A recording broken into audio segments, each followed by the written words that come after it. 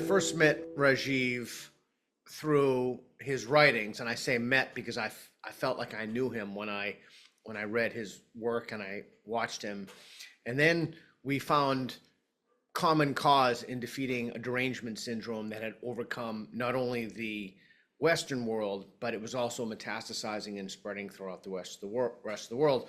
So we reached out to each other on Twitter, and he told me about the book Snakes in the Ganga. And I read it. He sent me a pre-copy, and I was completely blown away by it. It was astonishingly well researched. It was meticulous in the way that it was researched, and it was robust, and its analysis was just excellent. And so I was completely honored to have written the foreword to that truly remarkable book. And I've spoken about it since at length. And then I got to know Rajiv personally through our communications.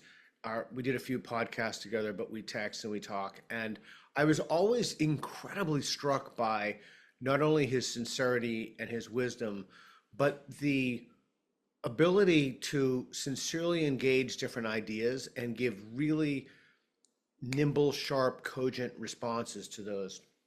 I just find him to be an extraordinary human. So then I read Who's Educating Our Children? And again, it was just the most pertinent, take no prisoners, honest and sincere look at the problem of who actually is educating our children. And it's certainly not who you think it is. And it's certainly the content isn't what you think it is. And you know, so many people are terrified of speaking out against this deranged moral orthodoxy, and he is not one of them. And he's, as the kids say, based and completely principled.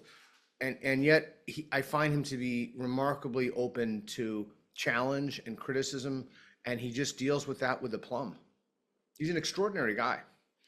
Honest, incredibly well researched, and if someone reads it with an open mind, it's a total game changer. It's a total civilization changer. It's a way to protect a society and even a civilization from really, really bad, divisive, dangerous ideas. At some level, it has to come through legislative decree. It has to come through, I mean, the entrenched forces at this point, particularly in the university system, which he writes about in the Snakes in the Ganga, the entrenched forces now, they're on the retreat, to be sure, since Trump's election. There's just no question about it. But they still occupy tenured positions in universities, which means they have jobs for life. I think the first step in any of this starts with bravery. It starts with just speaking what's true and being willing to listen, and then changing your mind if you've made a mistake. That's the one thing that the people pushing this ideology, they like ideology pushers. Instead of drugs, they push ideology. Those are the things that people are not willing, that they're not willing to do. And the one thing is they're certainly not willing to listen, and they're almost to a person not willing to have conversations, or not willing to engage ideas that they disagree with. So Rajiv has had indefatigable courage in terms of how he engages these ideas. He's one of the few public intellectuals who brings both a scalpel and a sledgehammer to the problem. And it's rare. That I think that there is persistent, blatant discrimination against Hindus in this country. I think Tulsi Gabbard is a great example of that.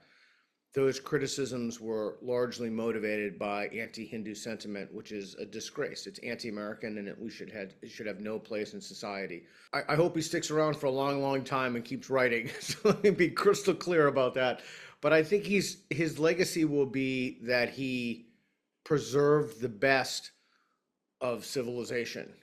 He really sacrificed considerably, spoke truth in the face of power, was honest about the nature of the problem, and was one of the few voices that attempt to preserve what was best in the civilization in a sincere, open, and even kind way. And that's almost truly unheard of. He's just an extraordinary human.